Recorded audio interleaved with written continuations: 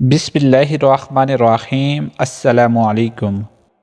یروشلم کی فتح کے موقع پر سلطان صلاح الدین ایوبی نے ہر اس اندازے کو غلط ثابت کیا جو شاید ماضی میں اس شہر میں ہونے والے واقعات کی بنیاد پر قائم کیے گئے تھے، اور یہی وجہ ہے کہ اسی یورپ میں جہاں انہیں اس زمانے میں خون کا پیاسا اور شیطان کی اولاد کہا گیا تھا، 20ویں اور 21ویں صدی میں ہیرو کا درجہ بھی دیا گیا۔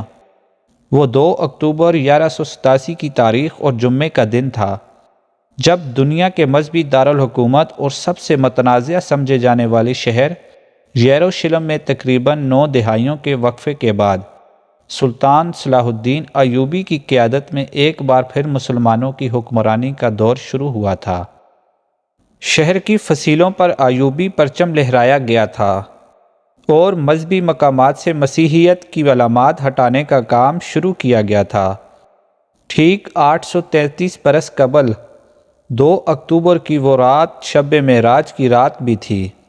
یروشلم جنگ کے نتیجے میں نہیں بلکہ ایک محاصرہ کے بعد شہر کے مسیحی منتظمین اور صلاح الدین ایوبی کے درمیان معاہدے کے نتیجے میں مسلمانوں کے حوالے کیا گیا تھا۔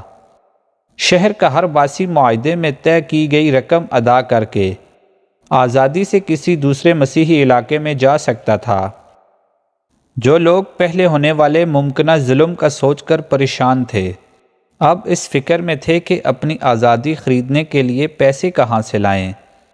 2 اکتوبر کے دن اور آنے والے کئی ہفتوں تک شہر سے لوگ رقم ادا کر کے جاتے رہے۔ جو نہیں ادا کر سکتے تھے وہ مدد مانگتے رہے، اور ان میں سے ہزاروں کی مدد خود سلطان صلاح الدین ایوبی اور ان کے بھائی سیف الدین نے ذاتی طور پر ان کا تعاون ادا کر کے کی، اور بہت سے غرباء کو شہر کے سابق مسیحی حکمرانوں کی درخواست پر بغیر تعاون ادا کیے جانے دیا گیا۔ مورخ جانیتھن فلپس نے سلطان صلاح الدین کی زندگی پر اپنی کتاب دی لیجنڈ آف سلطان صلاح الدین میں لکھا ہے کہ یروشلم کے مسیحی شہریوں کو کچھ ایسا دیکھنے کو نہیں ملا جس کی وہ توقع کر رہے تھے۔ مسلمانوں کے محاصرہ کے دوران یروشلم کی خواتین نے اپنے بال کٹوا دیے تھے کہ وہ فاتح فوج کے سپاہیوں کی نظروں میں نہ آئیں، لیکن فلپس لکھتے ہیں کہ فتح اور یروشلم پر قبضہ مکمل کرنے کا مرحلہ طے کرنے کے بعد سلطان صلاح الدین نے خاص طور پر عورتوں کے معاملے میں رحم دلی کا مظاہرہ کیا جس کے لیے وہ مشہور تھے۔ سوال ذہن میں اٹھتا ہے کہ ان کا یہ جذبہ سچا تھا؟ ایسا معلوم ہوتا ہے کہ ایسا ہی تھا۔ وہ ان کو فروخت کر سکتے تھے یا اپنے فوجیوں کے حوالے کر سکتے تھے۔ یروشلم کی فتح کے موقع پر سلطان صلاح الدین ایوبی نے ہر اس اندازے کو غلط ثابت کیا جو شاید ماضی میں اس شہر میں ہونے والے واقعات کی بنیاد پر قائم کیے گئے تھے، اور یہی وجہ ہے کہ اسی یورپ میں جہاں انہیں اپنے زمانے میں خون کا پیاسا اور شیطان کی اولاد کہا گیا تھا، وہاں 20ویں اور 21ویں صدی میں ہیرو کا درجہ بھی دیا گیا۔ یہ وہی یروشلم تھا جس کی سن 1099 میں فتح کے بعد صلیبیوں کے یروشلم میں داخلے کے موقع پر یہاں ہر طرف لاشیں تھیں، اور مرد، عورتیں اور بچے کوئی طاحین کی تلوار سے محفوظ نہیں تھا۔ مصنف جسٹن ماروزی نے اپنی کتاب اسلامی سلطنتیں 15 شہر جو ایک تہذیب کو بیان کرتے ہیں میں یروشلم کے بارے میں مسیحی ذرائع کے حوالہ دیتے ہوئے صلیبیوں کی فتح کے بعد شہر کے مناظر بیان کیے ہیں۔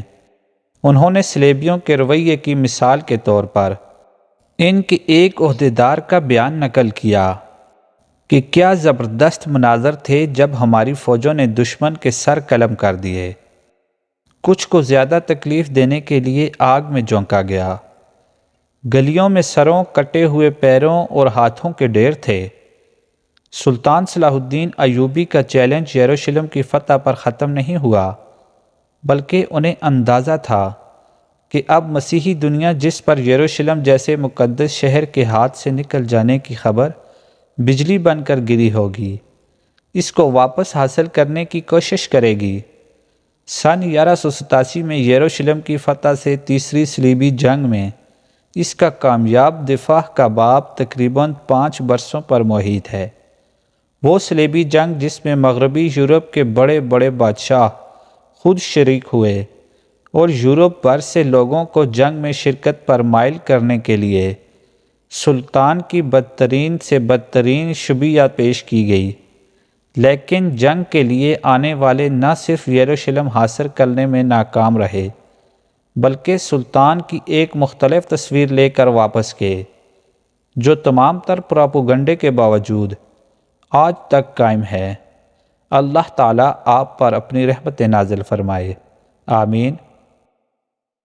ویڈیو کو لائک اور چینل کو سبسکرائب کیجیے، شکریہ۔